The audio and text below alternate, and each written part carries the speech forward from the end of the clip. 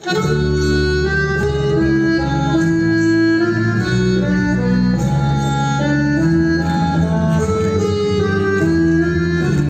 এই সুন্দর অনুষ্ঠান অনেক ধন্যবাদ জানাই বসুন্ধরা দেবকে এই চমৎকার রবীন্দ্রসঙ্গীতের মধ্যে দিয়ে আমাদের অনুষ্ঠান সূচনা করার জন্য। প্রদীপ প্রজ্বলনের মধ্যে দিয়ে এই সুন্দর অনুষ্ঠানের সূচনা করছেন মাননীয় মৎস্যমন্ত্রী শ্রী সুধাংশু দাস মহোদয়। আমাদের আজকের এই সুন্দর অনুষ্ঠান অনেক ধন্যবাদ জানাই বসুন্ধরা দেবকে এই চমৎকার রবীন্দ্রসঙ্গীতের মধ্যে দিয়ে আমাদের অনুষ্ঠান সূচনা করার জন্য।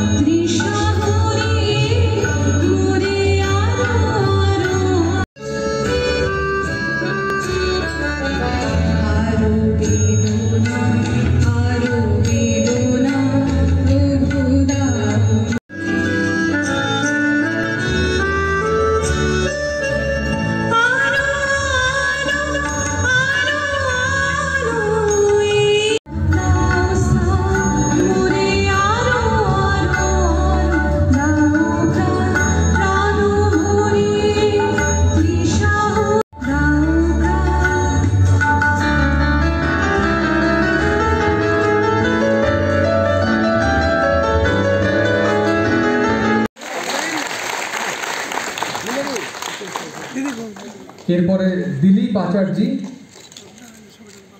এএমসি ওয়ার্ড নম্বর 37 দিলীপ তুলে দিচ্ছেন মাননীয় জেলা সভাধিপতি পশ্চিম ত্রিপুরা জেলা শ্রী বলাই গোস্বামী। তুলে দিচ্ছেন মাননীয় জেলা সভাধিপতি পশ্চিম ত্রিপুরা জেলা শ্রী বলাই গোস্বামী।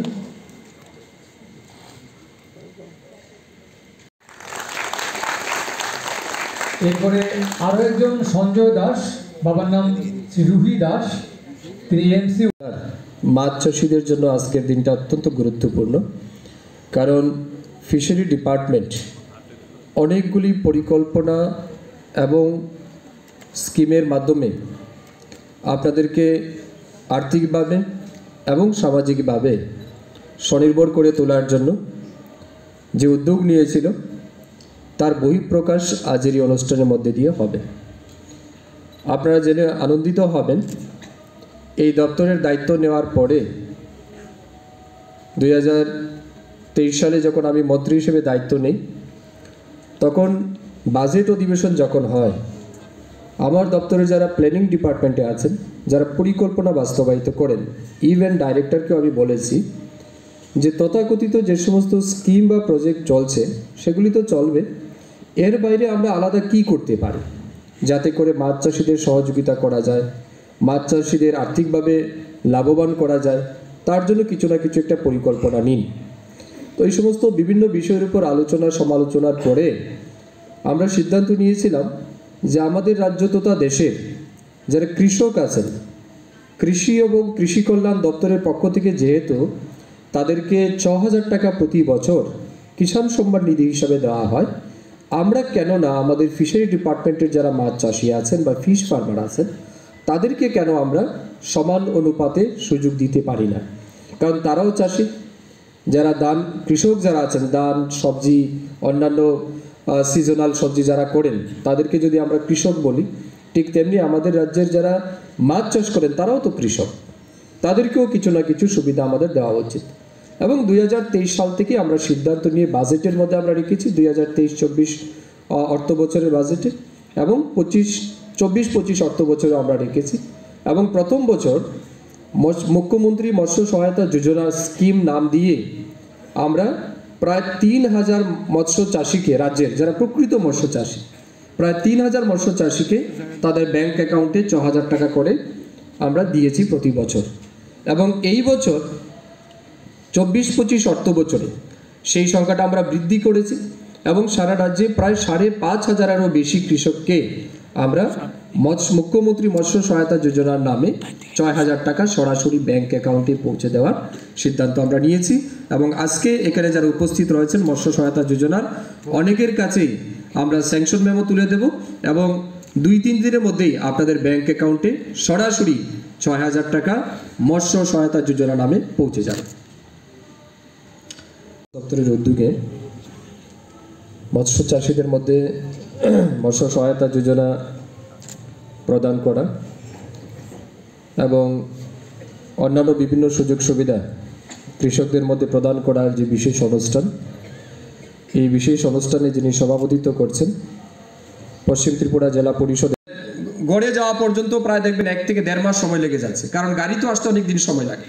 তো তারা আইস ব্যবহার করবে, অনেক সময় কিছু না কিছু কেমিক্যাল ব্যবহার করে, যার ফলে দেখা যাচ্ছে এগুলি কিন্তু আমরা যেটাকে চালানি মাছ বলি, অনেক সময় চালানি মাছ সব মানুষ খেতে চায় না, কারণ এটা স্বাস্থ্যসম্মত নয়।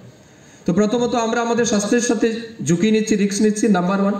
নাম্বার 2, এই যে মাছগুলি আসছে, এই মাছের টাকা যে টাকা দিয়ে আমরা কিনছি, এই টাকা কিন্তু আমাদের রাজ্য থেকে বহিরাজ্যে চলে যাচ্ছে, ঠিক না বলি?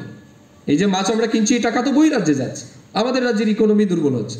তো আমি আবেদন করব আপনাদের কাছে, মাছ এমন একটা জিনিস যার প্রয়োজনীয়তা সবার আছে, মার্কেট আছে, কিন্তু উৎপাদন আমাদের কাছে নেই। ফিশ মার্কেটের পটেনশিয়ালিটি 100% আছে, কিন্তু উৎপাদন আমরা সেই লেভেলে করতে পারছি না। আমাদের জন্য আরেকটা দুর্ভাগ্যের বিষয়, আমাদের রাজ্যে বড় কোনো ওয়াটার এরিয়া নেই, আমাদের রাজ্যে কোস্টাল এরিয়া নেই, যার কারণে আমাদের রাজ্যের মাছের উৎপাদনটা কিন্তু কম হচ্ছে। এখন আমি বলবো, এবং আমি যেটা আমার অবজারভেশনে যেটা ধরা পড়েছে, যে পরিমাণ জলাশয়কে ব্যবহার করে যে মাছ আমরা উৎপাদন করছি রাজ্যে, তার সমসাময়িক পরিমাণ জলাশয় কিন্তু এখনো আনফাংশনাল কন্ডিশনে আছে, আনইউটিলাইজ কন্ডিশনে আছে। আপনাদের গ্রামে গঞ্জে দেখবেন একসময় বড় পুকুর ছিল, এখন এটা বন্ধ হয়ে গেছে। কোনো একটা নদী ছিল, এখন নদী শুকিয়ে এটা ডেড রিভার হয়ে গেছে, জার্মানি ফেনা সেটা ভর্তি জলাশয়, মানে জল আছে কিন্তু মাছের উৎপাদন নেই। কোনো না কোনো জায়গায় পরিত্যক্ত জলাশয় আছে। আমি আবেদন করেছি, ইভেন আমার ফিশারি ডিপার্টমেন্টকেও আমি বলেছি দায়িত্ব নেওয়ার পর, আমাদের রাজ্যে কি পরিমাণ পরিত্যক্ত জলাশয় আছে এটাকে আইডেন্টিফাই করুন। এই পরিত্যক্ত জলাশয়কে যদি আমরা মাছ চাষের উপযুক্ত করতে পারি, তাহলে দেখবেন আমাদের রাজ্যে এই যে 32,000 মেট্রিক টন মাছ বাইরে থেকে আনছি, সেই মাছ কিন্তু আমাদের চাহিদা পূরণ হতে পারে এই আনইউটিলাইজ ওয়াটার বডিজ থেকে বা পরিত্যক্ত জলাশয় থেকে। এবং সেই অনুযায়ী আমরা প্রত্যেকটা জেলা থেকে বড় বড় জলাশয়কে চিহ্নিত করেছি এবং আগামী দিন আমরা সেন্ট্রাল গভর্নমেন্টের কাছেও চিঠি দিয়েছি, ডিটেলস রিপোর্ট আমরা পাঠিয়েছি যে এত পরিমাণ আনইউটিলাইজ ওয়াটার বডিজ আছে, এগুলিকে ফাংশনাল করার জন্য আপনারা আমাদেরকে অর্থ দিন। এবং রিসেন্টলি ঊনকোটি জেলায় আপনারা শুনেছেন হয়তো বা পত্রিকায় দেখেছেন, 17 মিয়ার হাওর বলে একটা জায়গা আছে, সেখানে প্রায় 500 কানি জমিতে ইন্টিগ্রেটেড অ্যাকোয়া পার্ক গড়ে তোলার কাজ শুরু হচ্ছে। ডিসেম্বর মাস থেকে সেই কাজ আমরা শুরু করব, যেখানে Subscribe to Tripura Info and press the bell icon so that you never miss any latest updates and news on Tripura.